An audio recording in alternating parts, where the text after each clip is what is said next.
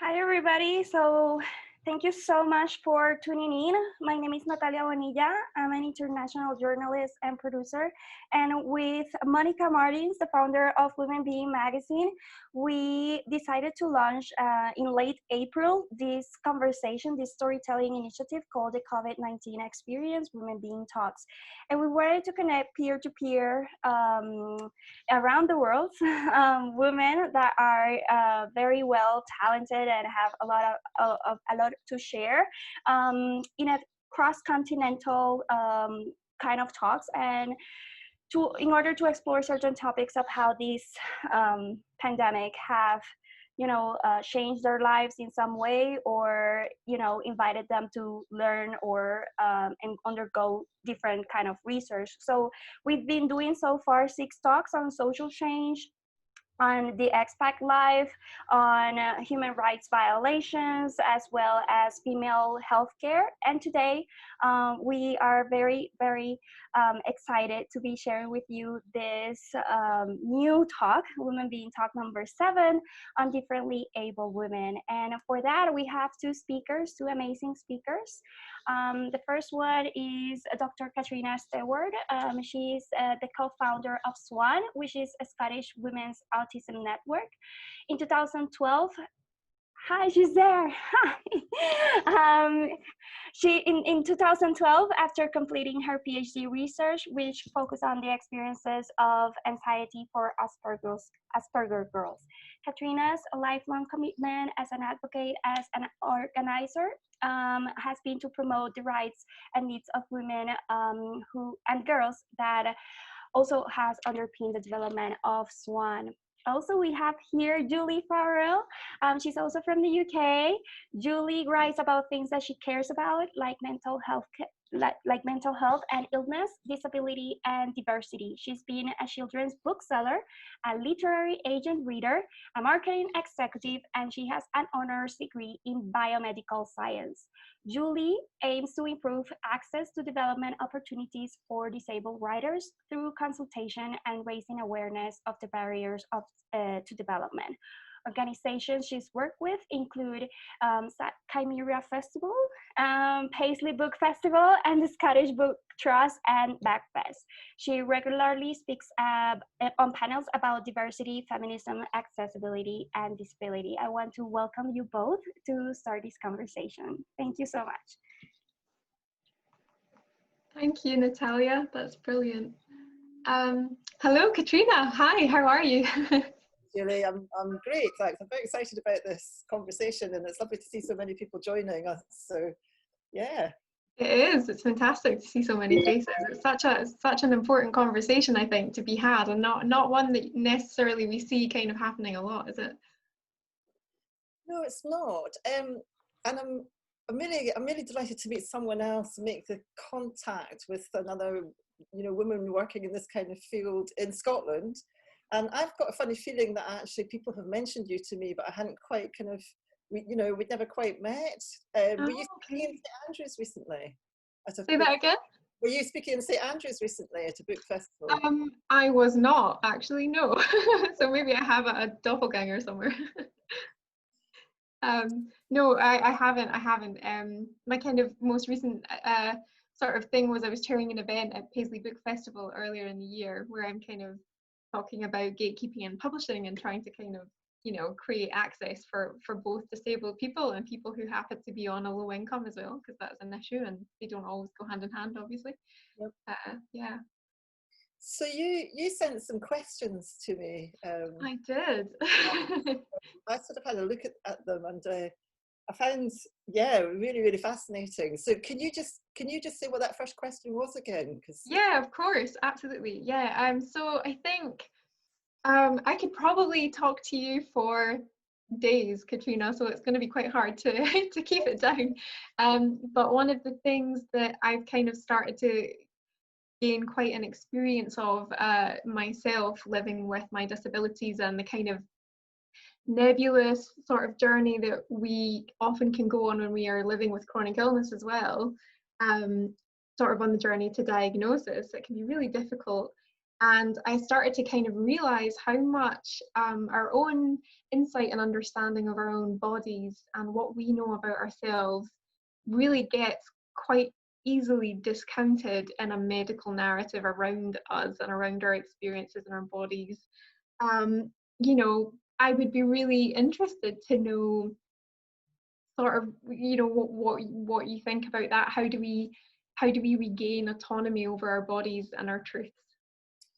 So you reminded me actually of when I was young and trying to make sense of certain things that were going on, and being really, you know, often being made to feel by medics that I was foolish, that I was exaggerating, or that I didn't really understand my own body, and that it makes me sad that women still are having those experiences. I think in terms of being an autistic woman, the way we embody autism, I think, is quite different. So one of the key issues that are, well, one of the key, both joys and challenges often for autistic people is our sensory processing, which can bring great pleasure, but also can bring a lot of challenges if we're going into an environment which is really, really hard for us to cope with. So very noisy, very bright, very, lots of ambient noise, lots of kind of horrible fluorescent lights, strong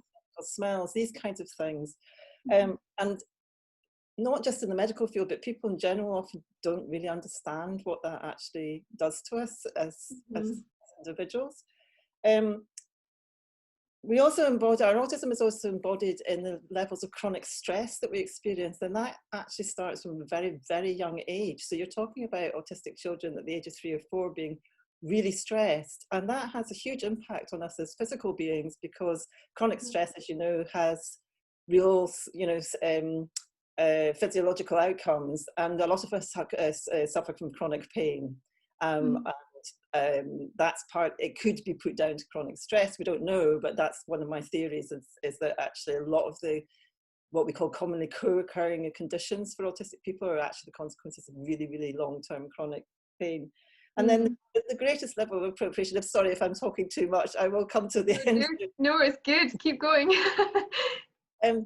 So you know, autism is a kind of construct, you know, and it's not universally recognized in the way we understand it in the UK, for example, across the world. In some countries, they don't even have a word for autism, and other places, you know, autistic children believed to be possessed, or, you know, have evil eye, or whatever. But, you know, in our world, it's defined within a medical model, and it's defined as a mental health disorder, a deficit, you know, mental health problem. And I feel like for us, the biggest thing really is that our minds have been appropriated by a system that actually is determined to label us as deficient in some way and less than human, because we have minds that operate differently. And that's a huge issue, I think, for us as older diagnosed women, but also for children getting a diagnosis, what that does to their self-esteem and their sense of self-worth and their self-identity. And I will stop there because I could keep going. No, that's brilliant. Yeah, I think you're so right. And I think it's what I'm coming to understand is the kind of damage that it does to not know, not have early intervention, to kind of have a feeling perhaps that you don't quite know yourself in a way. And I guess I should say, for the benefit of everybody that's here with us, and for you as well, actually, that I do not have any diagnosis currently of being on the spectrum or having autism or Asperger's. It's a suspicion that I have come to over, gosh, who knows how many years really, primarily the last 3 years, because I had a burnout or a crisis or a breakdown, whatever you want to call it, when I was 30, 3 years ago. I don't know if it was turning 30 that did it. That could be stressful, realizing I was like turning into the next decade. But yeah, I've been kind of, in a weird way, I guess, sort of driven, my focus has been changed by the medical response. So it's, you know, okay, you could have fibromyalgia, you definitely, we think, have hypermobile Ehlers-Danlos loss. I had a psychological assessment. I was told I had a generalized anxiety disorder. you know, it's Pandora's box a little bit.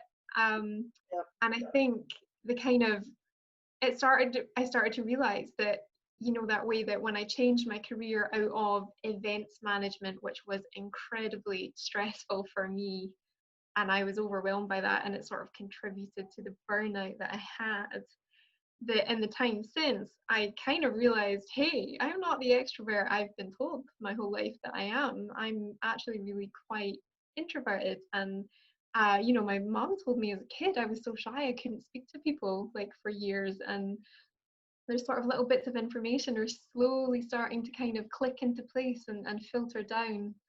And particularly finding my tribe as you do as you get older. I think naturally a lot of my friends are on the spectrum, or you know, there's something there, and I find commonalities with them. So I am not yet in the situation where I'm diagnosed. I'm very much in that place of I feel like I've never quite fit in, and there's kind of signs going on there. So Julie, you to join Swans forums, and you know, when we come out of lockdown to attend a meetup, we run local meetups across Scotland, but we also have an online forum, and those meetups are still being held via Zoom and text chat and things, because we welcome women who are at any point of their journey in retrieving their identity as autistic people, if that's what you end up doing. But we're certainly welcome people who are just beginning to go, well, am I autistic? Could this explain a lot of things? And one of the ways that it works is you come to meet a group of autistic women, and you suddenly realize that you're not on your own, and you do have a tribe, and there are lots of women who share a lot of your lived experiences, and we're all very different because we've got our own personalities and we've got our own backgrounds, but we have those common experiences as well. So you'd be very, very welcome. And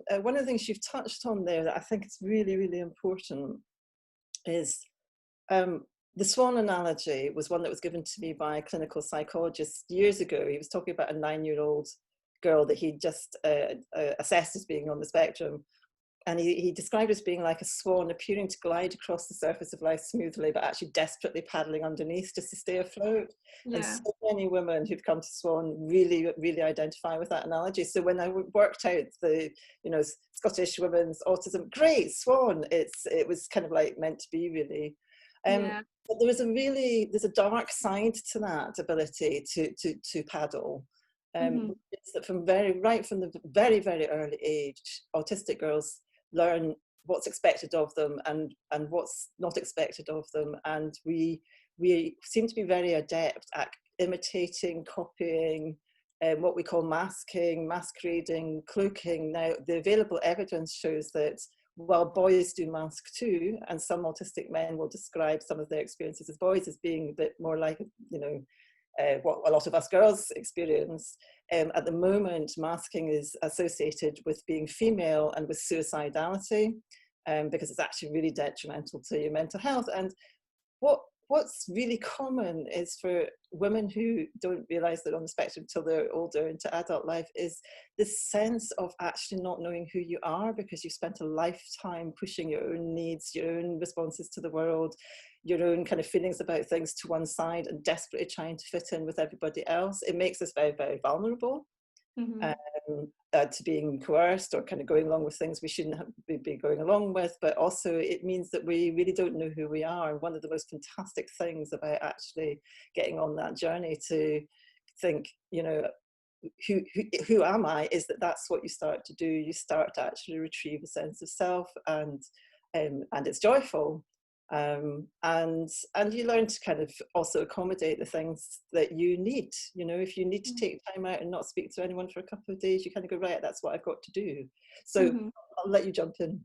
Yeah, no, absolutely. I think that's such a fantastic point that you make, that, you know, it is a darkness that you're trying to fit into someone else's idea of normal, and how damaging that can be. And that definitely is something that, you know, happened with me. And I think that it's, as you say, the fact that it's not an uncommon thing for women to get to a point where they kind of break almost, you know, they break down and they burn out like I did. I mean, we need to stop that from happening, because, you know, I it's been 3 years for me, and I'm better in some ways because I know exactly how to manage myself now. And as you say, I can take 2 days and not speak to a person, and that's, you know, fine, thank you very much. But you know, when you're dealing with that, and you don't understand why, it is a problem. And you know, I think, as you say, sort of depression, anxiety, suicidal thoughts, all of these things are things that, you know, women, young women in particular as well, are coping with, that they just, you know, they can't do anything about. And certainly in my own experience, you know, right at the point when my breakdown happened, I got 6 weeks of CBT therapy, cognitive behavioral therapy, which was incredibly useful. And it's a resource that I go back to time and again for management. But it took me 18 months actually, because I had put in a referral before that point, thinking I maybe had ADD, because I could be really, really focused on stuff I was interested in, and then be told that I had poor performance around certain tasks and aspects of my work, which, you know, I'm the kind of person that naturally I don't like to underperform. So call it you know, spiky profile. We call it a spiky profile, where you can be really, really, really good at some things and then absolutely useless at others. The story I tell is that I've got this exceptionally high IQ, but I can get lost in a telephone box. I mean, it's one of those things. If in the old-fashioned telephone box, I'd put down the phone and then turn and push the wrong wall. Instead of the door, I'd be pushing it. So yeah, spiky profile. And a lot of autistic people have that ADHD kind of overlap. Thing. Can I, Julie, can I just ask, one of the questions we kind of talked about was about how we are responding in terms of COVID, because what you're saying about your mental health, I think is really, really important. It's really important anyway, and in terms of not being taken seriously by the medics and being misdiagnosed or dismissed or whatever.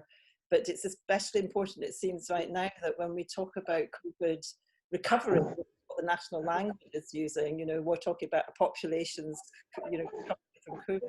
What does that mean to people like you and I? What does it mean to disabled people? What does it mean to autistic people? Because our levels of mental health are often quite poor anyway before going into COVID. I mean, it's such an important question to ask, and I think there's not really an easy answer either, because of the nuance of it. So, you know, yes, I struggle mentally, and I have seen parts of my mental health improve vastly and parts of it kind of really struggle, which is a very strange place to be in, feeling kind of, oh, I'm more stable, because, so for example, I was working for the last 3 years completely from home. I actually was freelancing before that as well, but I was still in and out managing events. So the last 3 years in particular have been writing at home, working at home all the time. And that's fine in the sense of it's not overwhelming and it's not exhausting and draining, but the isolation of that is hugely like a negative impact on mental health for me anyway. So since COVID, I mean, the world is falling apart, so it seems and feels like it feels very kind of nihilistic and scary, and that's a huge weight on any of us. You know, I think that's worse if you are reliant or dependent on other people to care for you as well. And in my situation, my husband, who works full-time, long hours in a job as well, so he now has been working from home for this whole duration of lockdown, and you know, he just having someone there has actually been really helpful. I've felt much less isolated and much less lonely, and I know that that's my very specific experience, and I can't, you know, I think that for people who are on their own, that's got a very detrimental impact on our mentality. So yeah, it's been a mixed bag, because I've been sort of weirdly more productive as well. Strangely, there's been quite a lot of opportunities have come from it as well. So it is mixed, I think. I think that's true for all of us, isn't it? It's just, it's been really interesting. I've been running Swan mental health and wellbeing webinars on Monday nights, and we've had guests every week as well, which has been really interesting. So people like Sarah Hendricks, who's written a lot of books and is a very highly respected speaker, and it has been really, really interesting what people have been saying, and I've just been really desperate to capture a lot of it, because I think it tells us so much about ourselves as disabled people, or you know, autistic people, or So it's been really common for women to say, actually, yes, I'm really worried about the world, and I personally have a 91-year-old mother and 2 adult children. I'm really worried about all this bit, but this idea of actually on some level, there was a sense of calm at the beginning of lockdown, because I thought, oh, how fabulous, I can kind of get off the bus just for a while. I don't have to keep charging off to meetings in Edinburgh and Glasgow. I don't have to go to conferences in Birmingham or whatever. And I enjoy these things. I actually do. Like you know, that's part of my social interaction and that kind of engagement with the community, but it is absolutely exhausting. I love going to conferences and giving a presentation and meeting lots of colleagues and pals, and then I go home and I collapse in a heap for about 3 days. So being at home a lot or all the time is actually, like you say, in some ways it's great. Hate not being able to see my children, hate that sense of curtailment that I can't just get into the car and go and visit my friends in Argyll or on the islands, which I had planned to do before lockdown. Then that's frustrating. I do worry a lot about. So we quite like to know what's expected of us, I think, as a kind of general, as a general kind of community, and what the rules are, and then make decisions about how we apply them.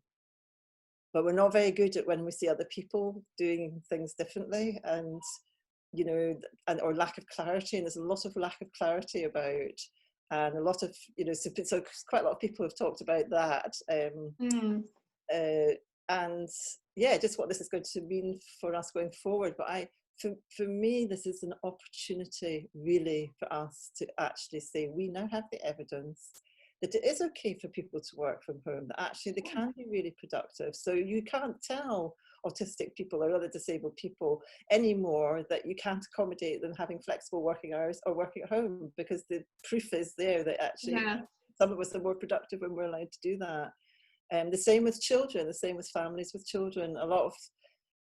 Quite a few families, autistic families, are saying that their lives have been so much more relaxed. They're not battling school staff anymore. Their children are no longer having to deal with a daily toxic overdose of being in a ghastly environment and all that. However, I would suspect these are generally people who are reasonably well resourced, both financially and personally. If you have skills that you can share with your children, like cooking and things like that, and if you've got maybe a bit of space and maybe a garden, then it's different, obviously, than if you're going to be stuck at home with a family in a high-rise flat, or even just a single parent with, whatever. So again, that situation, I think, is very variable. But it is important to recognise that for a lot of autistic people, not having to deal with the daily stuff has actually been incredible.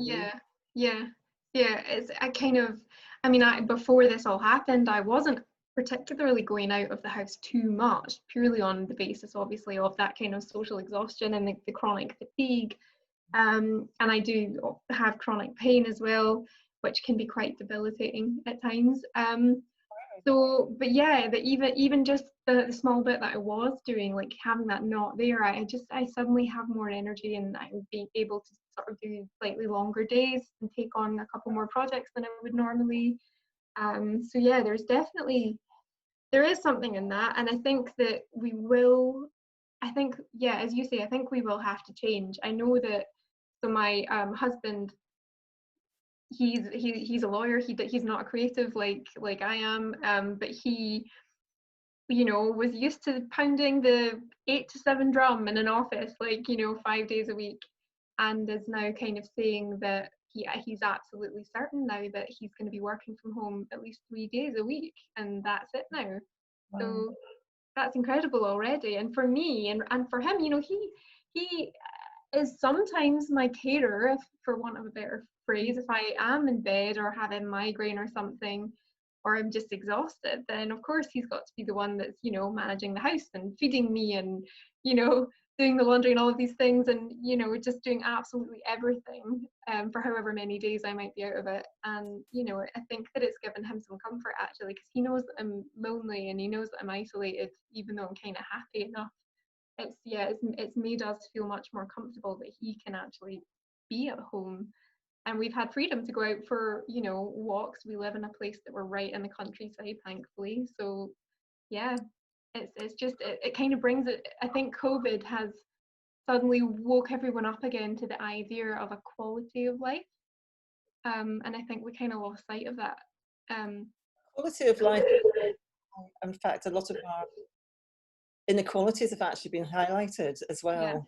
Yeah. So you know, grabbing onto this kind of increased awareness of some of these things, I think it's so important that we don't just get swept back into you know, feeling that it's possible to go back to some kind of norm that for many of us was actually really, really toxic. So one of the questions that you sent as well was about how do we make things better? Yeah. How do we do it? How do we kind of enforce these changes and make sure that they are carried forward and that people continue to care about access as much as they do right now? How do we do it? I mean, it seems like a kind of mammoth gargantuan task, or certainly did before all of this. I think it'll be a little bit easier now. Well, I think we partly do it through what we're doing here. I mean, I think, you know, Monica and Natalia, they are putting this thing together and hosting all these women coming together from different parts of the world. I think it's fantastic. I mean, I think that's why I love the WomenBeing project as much as anything else, because it's really linking people up. And there are one or two other organisations that are also looking at, you know, the Women's Economic Imperative, for example, from the USA. And I think we should just support these initiatives as much as we can and engage with them and talk to each other, because and I know I sound like I'm kind of promoting Swan again, but I'm going to do it. I mean, because go for it. When we first started, we had various iterations about what we were going to do and how we were going to change the world and all the rest of it. But at some point it came down to people just wanting to meet other autistic women, because when you put some autistic women in a room together, it's like the impact is just extraordinary, and it really is a joy to see. You can see people who are broken and damaged and not sure of themselves, and really quickly they become empowered, they become more confident, they feel enabled, and they want to share that with each other. So I'm the only person who gets paid to do what I do with Swan, and that's a temporary position because my employers at Scottish Autism have given me 3 years to get Swan on a sustainable footing. The rest of what is done by Swan is actually done by volunteers, and it's all autistic women who have come and experienced the value of meeting people like them, and they want to share that, they want to pass it on, and they want to stick with it, and that's how we've grown. So this is how we change the world, I think, is getting women talking to each other. That's wonderful. Yeah, it's true. I agree with you on that, and I think like it's that whole thing, isn't it, what we were saying earlier about finding your tribe? It's just the most wonderful thing, and even though I don't have a diagnosis, like just finding the people that I can relate to who understand me and allow me to just be me, that is the best thing. That's so important and so powerful. So I totally agree with you, and I think that, you know, in the sense of sort of before this, I was consulting with various organizations, particularly in publishing and in literature, and kind of going in and having that conversation about the fact that we need to feel accepted, not just accepted, but we need to just be okay with being us. Like how, you know, like how hard is that for others to kind of be able to allow us to do? So I think that after this, whenever the after is, where we can be back to, you know, speaking at events and giving presentations and consultations, I think I will be tapping on quite a few doors very loudly and saying, okay, you've experienced it now to a degree, this isolated life, this life of access, you know that it works and you know it's better, so come on, let's actually sit and really nail this and make sure our organizations are doing right by everyone in our society. There's just no excuse. No, there is no excuse. I think the other thing we have to do is really have that confidence to be assertive.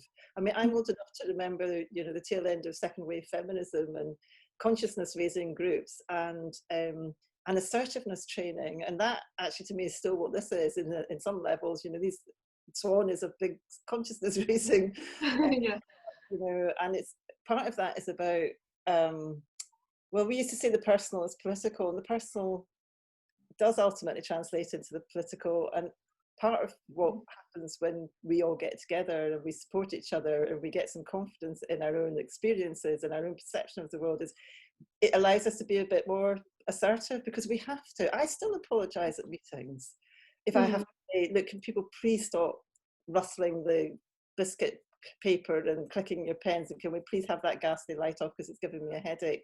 And I hate doing it, but on the other hand, there's really no reason why I shouldn't, do you know?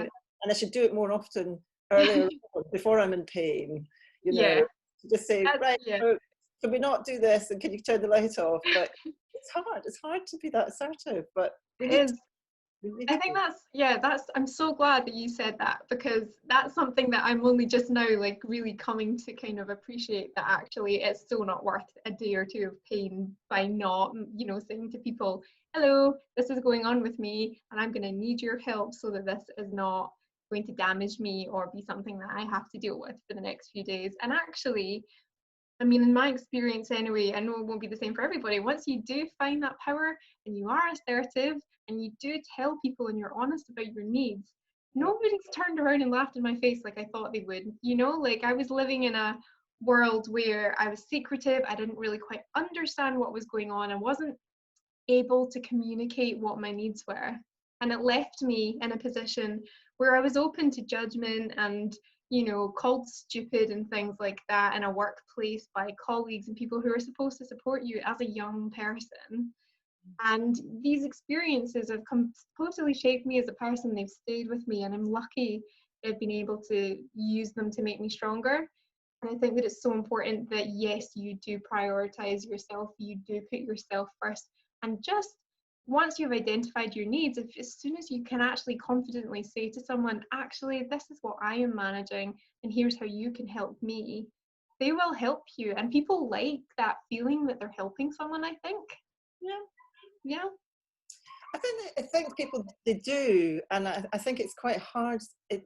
There are ways of talking to people, or there's ways of communicating with people that doesn't kind of automatically put them on the defensive. Although, yeah, it can be quite difficult, because I've also experienced quite a lot of that. You ask for an accommodation, and you immediately get this wall of defence, and it's how do you say, look, I'm not criticising you, and I'm not asking to make special efforts for me. And what I'm asking for you to do is create an inclusive environment, because that's really what it boils down to, isn't it? So we're not asking for special favours. We're just asking to be included in society.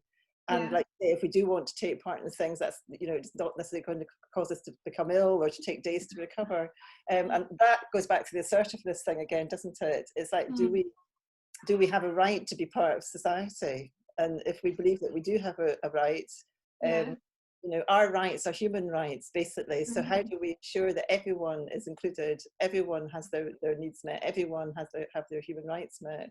Yeah, absolutely. Yeah, exactly. I think that phrase that the words that you're choosing, it is an issue of human rights. I think that's something that really kind of clarifies it to people who are maybe uncertain about how to go forward, or maybe don't know like what kind of conditions they have or where they might be, is that it is a right for you to live comfortably and be accepted in society as a human. And I think that so we were talking very briefly in our email about the fact that you chaired an event for the launch of a film that I went to see called Seeing the Unseen. If any, I think maybe we'll try and get a link put in the chat, but it was a film about women just sort of discovering later in their life that they had autism, and it looked at the bad and the good of that and the empowerment at the end of that. And I think that, you know, that was the core message throughout, was it is a human right to live in an inclusive society and to be included. It is. I mean, if you look at what actually happens, so one of the things I did want to mention quickly is the thing about masking and girls and women who are autistic being they're sort of marginalised in an already marginalised sort of group of people, if you like, but dismissed or misdiagnosed or you know, not being believed. To go back to your first kind of point about, you know, GPs feeling they know more about your bodies than we do, our bodies. Lots of girls and women are dismissed because we look people in the eye sometimes. We have friends, we have relationships, we may be mothers. Now, underpinning all those things is actually, the flip side of that is autistic women having their children taken off them because people don't trust them. they don't understand the way they express their affection, or the way they respond to, you know, children. Like I say, I've got 2 adult children, girls, who I am extremely proud of. They're lovely, caring, socially aware, funny, you know, adults, young women, and I'm so proud of them. Well, it's an autistic woman raised those women, so I'm going to take a little bit of credit for it, not much, but a little. No, absolutely, that's wonderful. We're really huggy, you know. I depend on my best hugs for Yeah. one of these, I'm missing them so much. But a lot of autistic young people, full stop, but a lot of autistic girls are not able to access their education, and they're coming out of school not achieving their full potential, and with really seriously damaged mental health. And that to me is a human rights issue, because we expect our children to be able to access their education without actually ending up mentally ill. So appropriate health care, access to appropriate health care. Autistic people have barriers to that. The appropriate maternity care, all these things that other people take for granted. So and how do we, I mean, how can we sort of facilitate a change and a drive, not just in like the workplace and in wider society, but within the medical profession? I mean, how do we kind of break down the fact that, you know, women present differently to men, and that is something that we need to look at, and we need earlier interventions and more support?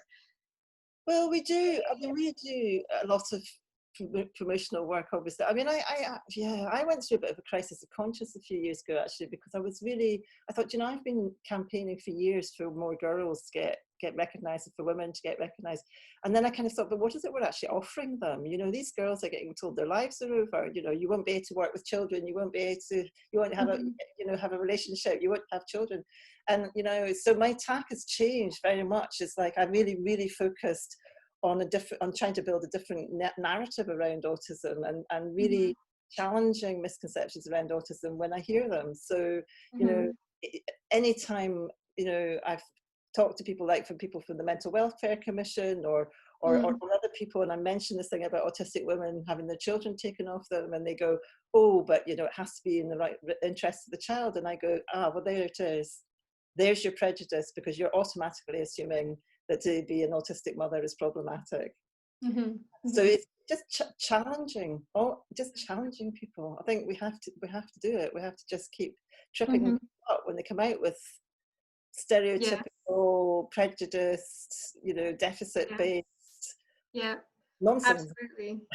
And I think as well, as, you know, speaking as a kind of creative practitioner and a writer, definitely for me, like using your voice or using your platform, if you have one, or if you want one, maybe think about setting it up, whether it's, you know, the odd video talking about your experiences, or you want to maybe do some spoken word poetry or something like that. Just, you know, I think women, we get taught and conditioned to think that we can't have a voice and be loud, in whatever way that is that suits us, if you see what I mean. So I think that's important as well. And it's about facilitating each other's voices as well. And I just another example of something. I was involved in I was an advisor to an independent review of the Mental Health Act in Scotland, which took 2 years and completed in December 2019. Now, the people that ran that review were lovely, really lovely people, who the process that they put in place to ensure that authentic voices from autistic people and learning disabled people, specifically in relation to autism and learning disability, and, you know, other stakeholders, other professionals, but they really went to a lot of effort to ensure that particularly people with learning disabilities and autistic people were included in the review. And I worked really hard with these people, and I put a lot of input, and I organised focus groups for them, and et cetera. And their third draft report actually said they weren't going to mention specific needs of women. And I was so upset, because I thought, I'm going to have to go to this next meeting. I'm going to have to fall out with these people that I've really liked working with for the last 18, 20 months. I have to really challenge them on this. And I took up about 45 minutes of a 1 hour conversation. And I was saying to the other people, I said, really sorry, I'm taking this over. And they were going, go for it.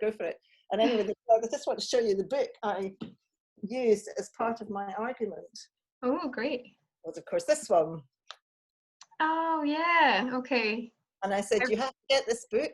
It's data driven. I know if you even just read the introduction, it will tell you enough of what it is I'm trying to say. If you do not specifically identify that women have specific needs and that there are issues around gender generally, then we don't get considered and we'll go back to the default. And for example, if an autistic mother, for example, so I sort of said to them, picture an autistic father who has a mental health breakdown of some kind, crisis, and has to go into residential mental health care. And then picture that as a mother. Can you see there might be a difference in how people perceive that parent's ability to parent those children? Can you see that there might be an assumption about different ways of supporting that family? And they kind of went really quiet. And I said, exactly, I rest my case. And then I said, and can you imagine how difficult it is to have this conversation with a room full that's made up primarily of the default, you know, white, middle-aged, middle-class men in suits? And the chair went, I hope it's not difficult to talk to me about, us about this. I went, but it's always difficult, but we have to do it. And then I saw the final report and I actually burst into tears because they had a whole section on women and had a section on gender. And I was just going, yay! So whether the Scottish Government will implement the report, it would remain to be seen, because they're now reviewing the whole of the mental health legislation in Scotland. So our report will get put aside until they've got the rest of it. But I was just, yeah, it just felt like, okay, it took 2 years and it took for me to rant at them for 45 minutes and to give them Caroline's evidence, but, you know, but it worked. That's, I mean, well done you, and thank goodness you did. I think, like, as you know, as you say, you're kind of waiting on the government to kind of act with the information that's coming in from all sides, and in a way, you know, do you think our government's doing enough just now, or well, before now and now? I think that's an important kind of part of the conversation, isn't it? Because they provide services, or they're supposed to. There's a massive issue with education, massive issue around the education system, and that's a really gnarly one. But I can honestly say, after last year, the Scottish Government department, the strategy department, are genuinely, I think, making huge efforts to now include the autistic voice. And lots of autistic voices. I'm actually helping them do it. I'm working, you know, I'm an advisor to their current campaign, and their current funding. Swan got some funding to help support autistic women in employment. And I'm kind of running one of their advisory forums. So they genuinely are making an effort. Unfortunately, of course, this year was supposed to be the first out of several years worth of this kind of rolling out this new kind of campaign, this new strategy. The campaign's called Improving Understanding of Autism in Society, and I think they're very genuine about it. But of course, although the funding for this year has been ring-fenced, who knows what's going to happen next year, because we are all going to be so broke. Yeah. Julia and Katrina, I want to chime in because though the conversation is incredibly interesting, we also have very much questions from the audience that are definitely linked to what your guys are explaining. So I want to share with you some of the questions that we have received so far to get more feedback on it. There's this question, and just to maybe provide some answers to many of us that do not understand the correct way to address this population. There's a question by Flannery Andrea Okafka. She's wondering how people feel about the term differently able.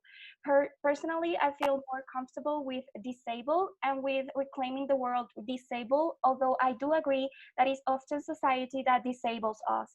I know this terminology is quite tricky, changing constantly, but I suppose I'm wondering the reasons of the talk being differently able, and how Katrina and Julie feel about this. Can you share with us your thoughts? Thank you. Sure. Will I go first, Katrina? So for me, like, it's maybe been only the last 3 years that I've really kind of felt comfortable and confident enough to own the word disabled, when I realized it did in fact apply to me.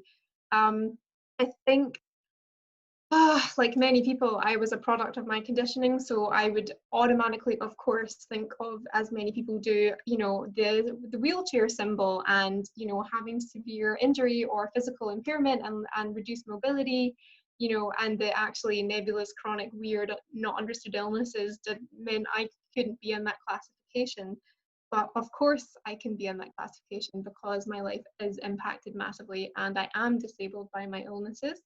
For me personally, differently abled, disabled, it doesn't matter for me. I say I'm disabled usually, and I think, again, it's the same way that I'm queer, so I reclaim the word queer as, you know, that's kind of a strength that that I can take, you know, that we can do. So I think I kind of feel that way about the use of the word disabled. And occasionally, depending on the company I keep, if so to speak, like I have quite a few disabled friends, and quite a few of us are starting to call ourselves crips now as well, and that's the same idea of reclaiming that word. And I think it's very much down to your own individual conscience and feeling about it. If it doesn't sit well with you, or it doesn't sit right with you for whatever reason, maybe ask yourself why. But once you've had to think about it, if something appeals particularly, just stick with it. I don't think, you know, I don't think you have to say it's either disabled or differently abled. You know, ultimately what they're saying is that you are impacted by something that you're living with. Yeah, so with I saw the term differently abled, and I interpreted it as just, you know, Julie and I were coming with very different lived experiences, and maybe that I don't know, I'm going to be really honest here and say that I hadn't quite picked up, and I'm a bit ashamed to say this, but I hadn't quite picked up until someone raised it today in the Swan network, that differently abled is a controversial term. So it's not something I've wrestled with. I am aware. Actually, like you, Julie, I think right up until not that long ago, I would have bristled if someone had said that I was disabled. And then I had to start saying, well, why am I bristling? Because lots of people are disabled. So what's that bristle saying about my attitude towards disabled people? And actually, we had quite a debate about it. And I do obviously subscribe to the social model of disability. Because I know perfectly well in some areas I'm extremely able, but in certain contexts I'm really stymied. And I think the United Nations Convention on Disability, and they came up with a kind of a model that is somewhere between the medical model and the social model. So they talk about people who do have abilities, or who may have, have abilities, but also have a lifelong impairment. Now, at a focus group that I ran for the mental health review, some of the people who were in Swan were saying, but I'm not impaired, I don't, and I was going, but you know what, I actually am. Autism has caused me issues throughout my entire life. And I would be kidding myself if I tried to pretend that's not the case. And I also have to say, it's not always down to society. There are things that I find difficult because I'm innately autistic, and communication is one of them. Understanding my own emotions when I was younger was a huge issue for me. You know, it was always head-based. You know, I knew everything when I was about 18, but I didn't understand my own emotional responses to things. I didn't actually really learn to cry as an adult till I was about 30, and then I cried every day for months because something broke, something just went. Wow.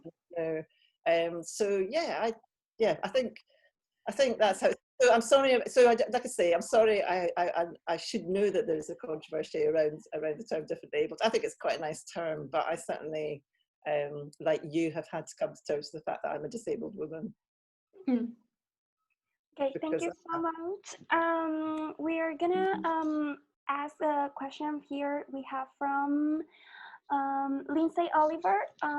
I was surprised that the focus seems to be on the positives of lockdown. Can we have some discussion on the negatives? The overuse of DNR, the difficulty of access to shops, the loneliness of lockdown alone. I mean, Julie and Katrina, you both have discussed about loneliness here in the lockdown, but could you maybe chime in on the other aspects if it has affected you all? Shall I go first with this one? Yeah. Yeah, I mean, the shopping thing is an enormous one. I actually, you know, I'm in my 60s with underlying health conditions and a 91-year-old mother. I am terrified of catching this virus, and I'm surrounded by people who think that this is a lovely tourist spot and come out on their bikes and running and all the rest of it. And it has been so stressful. I'm very, very lucky. I'm very privileged. I've got a nice wee flat and a really nice place with kind of a wee garden, and I'm lots surrounded by green, but I've not been able to access most of my usual walks because I just felt like I was being assaulted every day I went out with people who wouldn't distance themselves, and then who actually were aggressive with me, and I tried to say, can you stay away? So I really try not to go to shops if I could possibly avoid it, because I just hate it. I hate shopping at the best times anyway, but it's even worse now. Yeah, the DNR thing, I'm not sure. I think that was slightly misunderstood about what was actually going on there, and I think it was very poorly handled. And certainly there've been a lot of issues around, people with Downs and learning disability. I'm not so aware of how much that's really impacted on autistic people, but I think for a lot of autistic children who don't quite understand what's going on, and adults, it can be really terrifying. I've become more autistic actually since lockdown. I've been really stressed for a whole lot of different reasons, and I've realised things like, normally I'm really, I can chat the hind legs off a donkey, I can extemporise like mad, I can play my part, I can act like a normal human being, whatever that means, something like that. But I had to make a journey to go down to Linlithgow to pick up my mum's shopping, my 91-year-old mum's shopping, when she first came out of hospital having fallen and broken her hip. And I had to rehearse my script before I actually set off in my car, because I knew that it was perfectly justifiable what I was doing, but I couldn't trust myself to actually come out with the words if I was stopped by the police. And I thought I could end up sitting there just being a kind of mumbling or rude or slightly combative, sullen teenager if I'm stopped, and I just didn't, so that was quite an experience for me actually. Other people have reported being quite anxious that they're de-skilling because they're not having to perform those, navigate those sort of things like public transport and social events and all those hard-won skills that they've, honed over the years, and suddenly they're not being able to practice them anymore. Yeah, that's something I really, that I relate to that. I did kind of actually hear myself saying that to my husband not 2 weeks ago, like, shit, oh, can I swear? Sorry, just oops, like, what if I can't go back into the world? Like, it's taken me so long to kind of be okay with that. So yeah, I think that's a really valid point, that not only is the world dealing with such a crazy situation, but yeah, people who are going to struggle more with that are finding it incredibly difficult. I think the point about DNR is well made. I think that communication has been appalling throughout this entire thing. I think, Katrina, we're lucky we've got Nicola, I think, up here, because thank God, like a sensible voice, right, in the midst of absolute chaos and madness. I think the wider messages that were, kind of filtering up from Westminster have been really poor. I've really been relying on mostly my trusted journalists at The Guardian, particularly Frances Ryan. I just read her column, and that is my insight into this situation and what's happening with disabled people and their lives and their voices not being heard. I think actually something I was going to mention was just today, she put an article in The Guardian, and it's talking about the fact that we have 2.5 million people in the UK who have been asked to shield for at least 12 weeks. Hundreds of thousands of those people do actually work, and when they come to close the furlough support, they're not going to be furloughed anymore, they're not going to be supported by the government. So they've got this deadline of, I think, 19th June, where, okay, everyone can go back to work now, but these are people that have been told that they need to shield, and yet the government isn't saying it's okay, we're going to make sure that we're supporting you to be furloughed. We're just saying now suddenly we trust your employer to do that. So what would be the point of furloughing in the first place? How many of those employers are actually going to be trustworthy? Exactly. One of the things I've been doing is my board of trustees were a bit cross about it actually, because they know I'm already working too long hours, but I was asked to become a member of an independent advisory group to the Scottish Police Authority, and I took it on because I thought about it for about 2 hours, and then I thought, well, this is an emergent thing. This is not, this is actually about ensuring the safety of our community, really.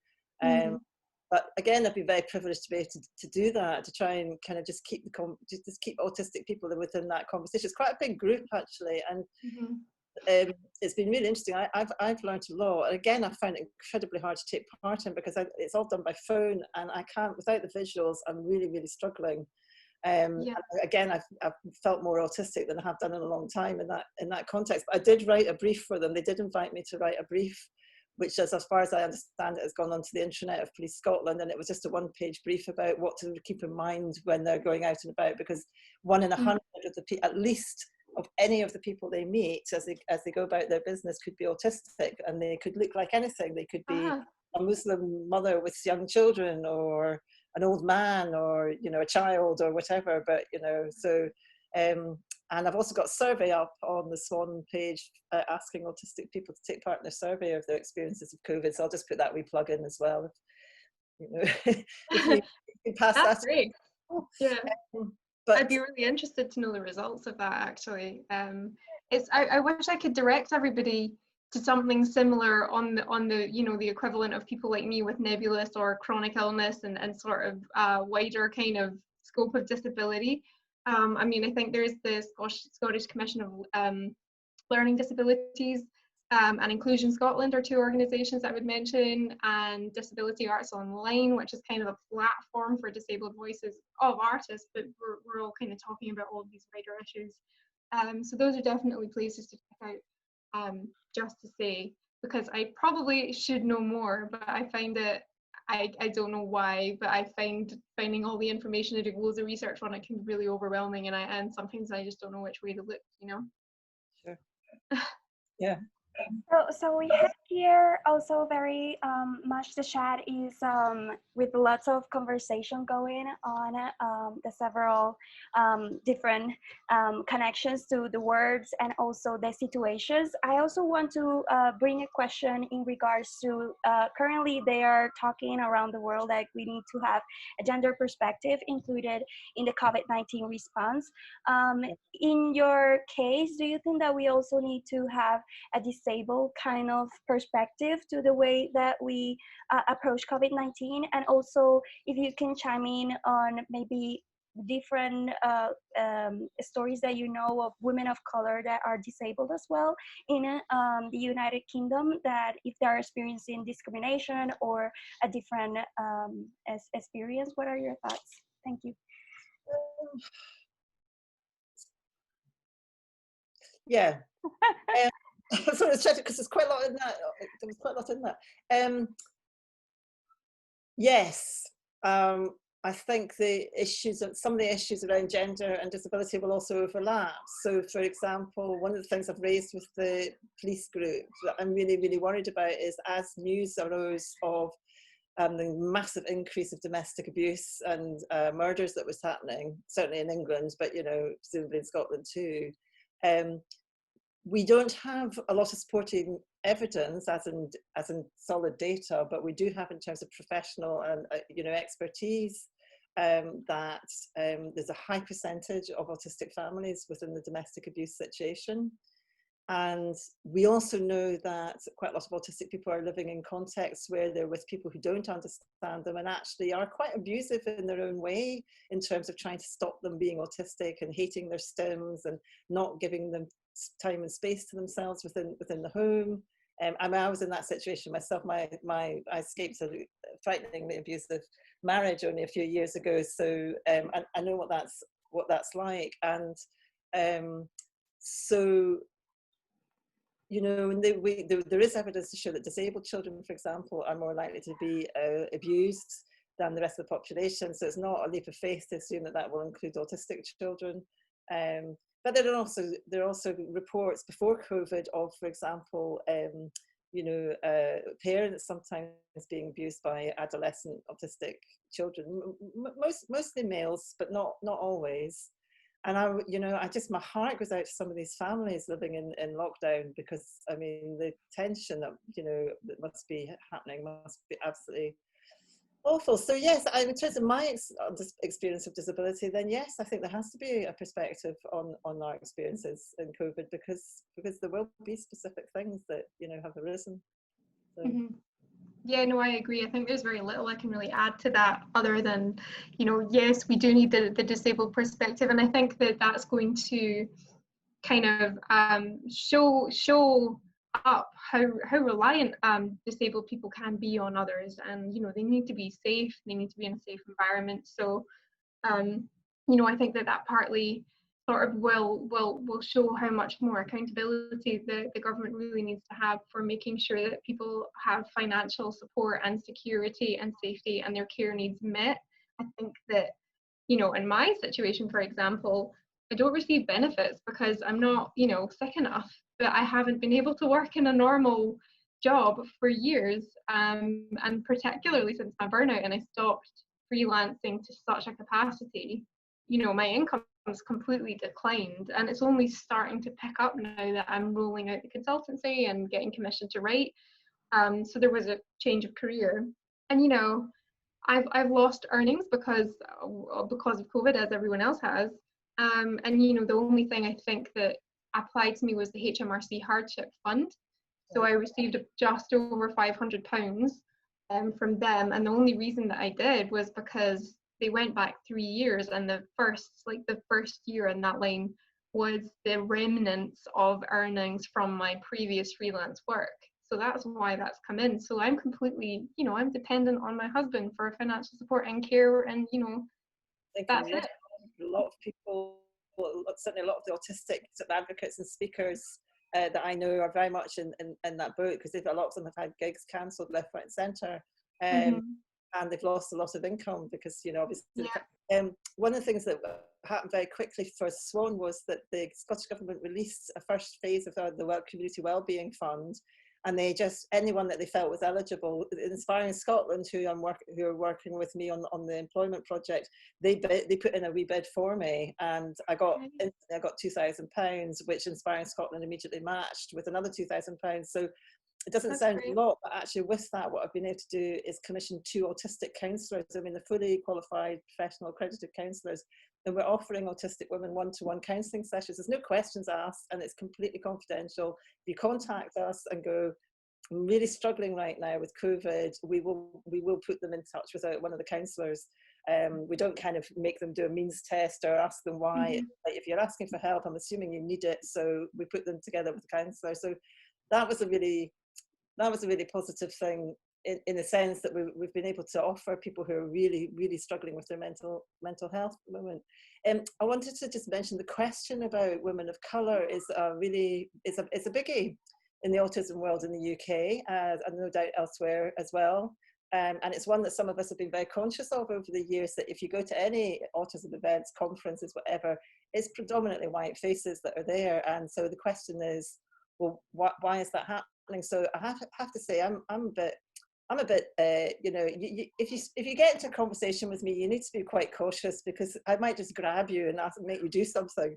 And I noticed there was one of our explicit tasks while I'm doing this seconded post with Swan is to try and reach parts of the community that we've not been able to so far. So that's going to be people living in areas of multiple deprivation. That's going to be people living in the more extended rural areas of Scotland, and it's going to be Black and minority ethnic communities. So I was going to say, we had one woman who joined Swan Conversations, who runs her own charity supporting Muslim families in Falkirk, and I basically just grabbed her with both hands and went, right, what can we do?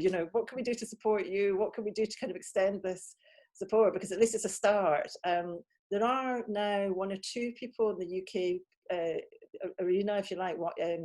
There's a Muslim woman who's based down south called Sharmin Farouk, and I know she's trying very hard to raise awareness of autism in the Muslim community, but it's making her really unpopular in her own community, as you can imagine. To have a woman say, well, basically, if there's something wrong with your daughter, you get them married as you see it. If you think there's something a bit strange about them and they're not quite right, inverted commas, you get them married off as early as possible, which I think is what happened to her. So that, of course, means she's getting quite a lot of brickbats from her own community. But people, she's standing up there and being counted, and I guess it has to happen.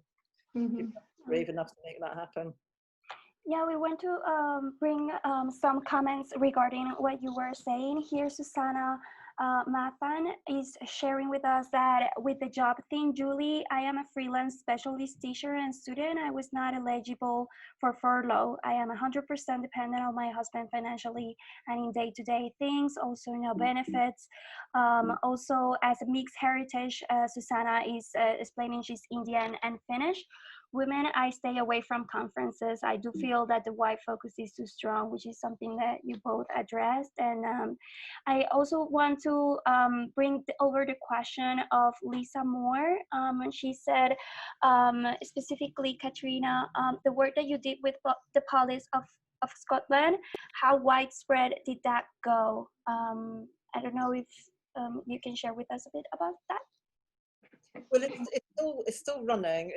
It's actually a massive commitment. It's we have 2 meetings a week, and they last about 2.5 to 3 hours. I feel like the biggest contribution I've been made to make was actually right at the beginning, so which was writing that brief for them. I actually basically, it's a bit embarrassing, but I offered training to the entire police force of Scotland, and they kind of went, well, that might not really be feasible right now, but if you could write us a 1-page brief, that would be brilliant. So I did. In fact, I know that same brief has been sent down to UK cross-parliamentary kind of group on human rights down at the UK Parliament. So I'm quite pleased about that, because obviously they thought it was really effective. So one of the things we've been working on is the Scottish Police Authority is going to open up what they call a citizens portal, and they are inviting anyone who wants to make comments about their experiences of the implementation of the. It's basically about monitoring. So basically what it is about is that legislation has been put in place in this country and in the UK and in Scotland really quickly, like it took a couple of days to be put in place, has basically stripped the UK population of their human rights in a way that is absolutely unprecedented and would never have previously been thought of in this country in 2020. And so it was felt really important that there should be somebody that the public could have confidence we're keeping a very close monitoring eye on how that legislation is being policed and that people's human rights are effectively being protected. So that's really what it's about.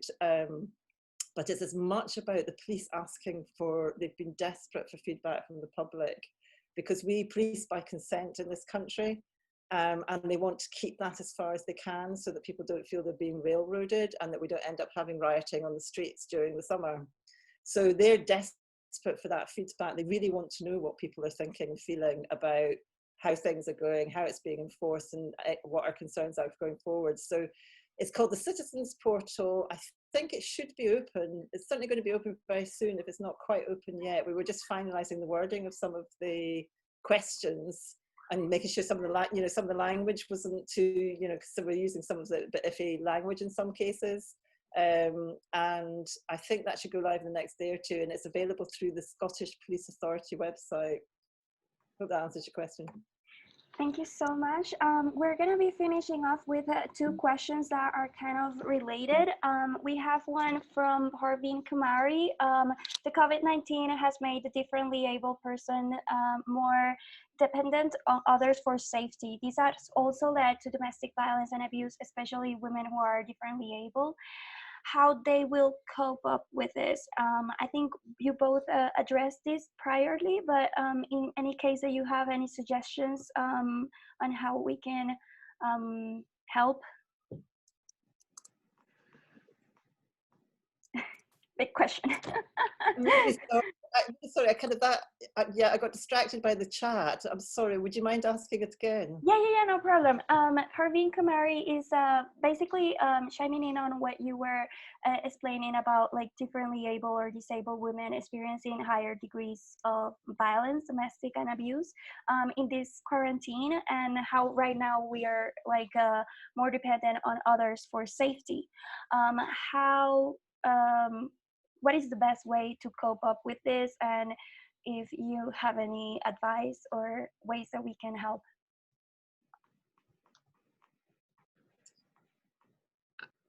Katrina, do you have information on this? I don't think I'm best placed to speak about, domestic abuse. I know that there's places that women can go and reach out to, but off the top of my head, yeah, I can't think of names.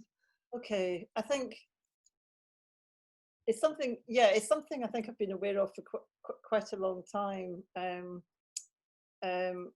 that many of us can see that autistic girls are really very vulnerable to being exploited, to being you know, misled.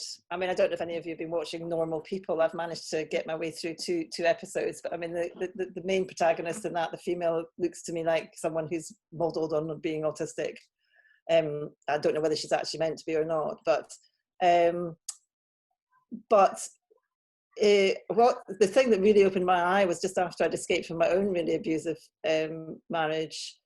Was I was asked to go and give a presentation, a bit of autism training to a small charity in Fife called SAGE, S-A-J-E, and they run kind of sort of education support courses for women who have been or are still experiencing domestic abuse. And they had asked me to go and give them that training because actually they have identified that a lot of families they work with are autistic or neurodiverse in some way, like they may have, you know, the children are being diagnosed with autism or ADHD or whatever. And one of the women in the charities wondered if it was the violence causing the autism, and the rest of the staff were kind of shaking their heads because they're going, no, you've got the wrong end of the stick here completely.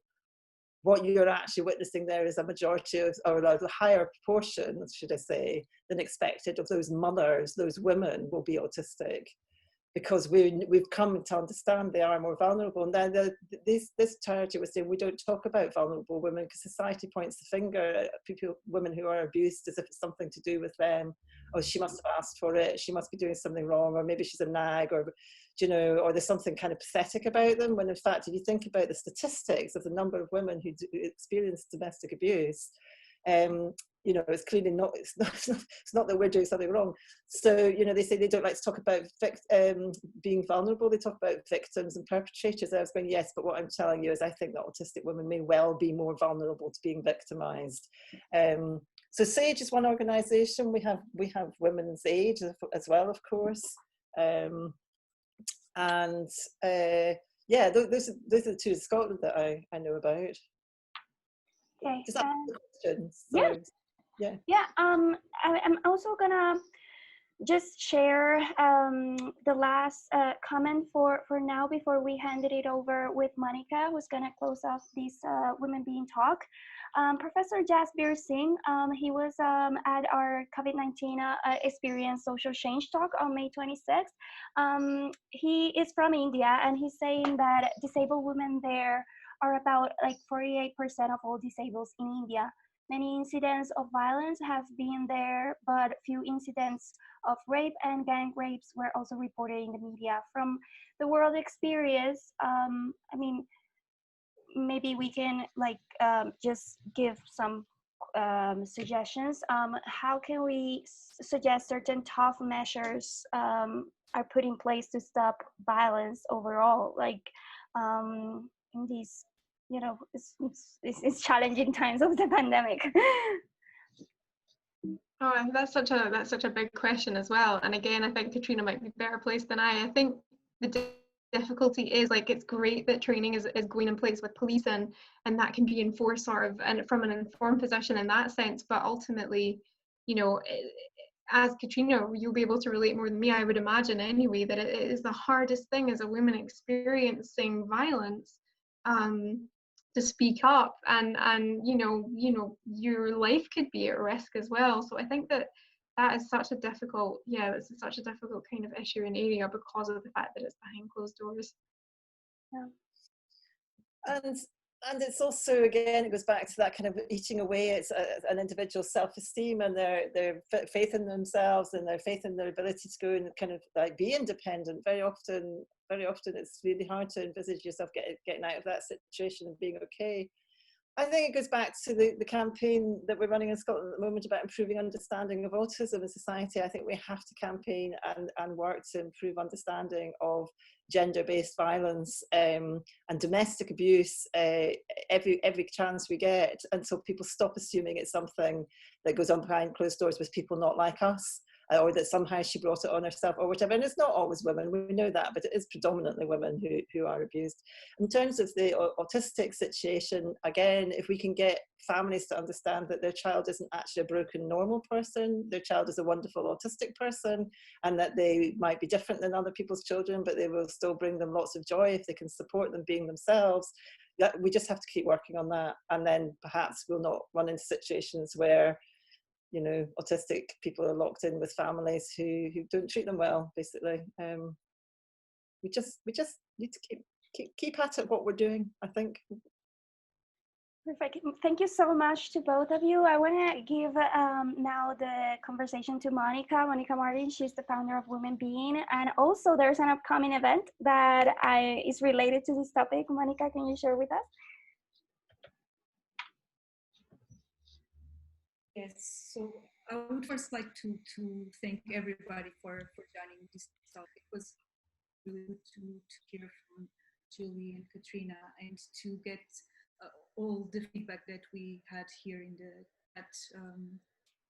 It is a lot to take in, and it's really good, all the feedback that we got, even with the term what is correct to use as disabled or differently able, and that's really important for us. We are at WomenBeing, we are a volunteer team, and we are like editing a magazine right now. We have a blog. We record podcasts. We are doing these WomenBeing talks too. So if any of you would like to get in touch with us, please feel free. We also organize a conference that is attended by people from many different parts of the world, and Katrina has been editions already, which is always great. And so the event that we have, so today we have the talk 7, and when we complete the 12 talks on the 27th of June, we have an online event that is going to be a fundraising for Edinburgh Women's Aid. We interviewed their CEO recently, and Natalia and I wanted to do something more to close this first section of talks, and so we decided to do that. I can keep you all informed about it. It's going to have music with Scottish-based musicians, so we would like to raise some money for Edinburgh Women's Aid, because they really need to support women right now, and we would love to help with that. So thank you so much, everybody, again, and please do keep in touch. It was really lovely to have so many people here today. It's really, really good, and to speak about something so important, and that something that it's important for us too. So anything that you find that WomenBeing can help, just drop us a line, and we will be happy to get it. Thank you so much, Monica. It's been so great to be part of it. Such an important conversation. And thank you so much to Katrina. It was so great to chat to you, and so lovely to have everyone here. It's been lovely, Julie. Thank you. Thanks, Monica. Thank you all. Thank you. Take care.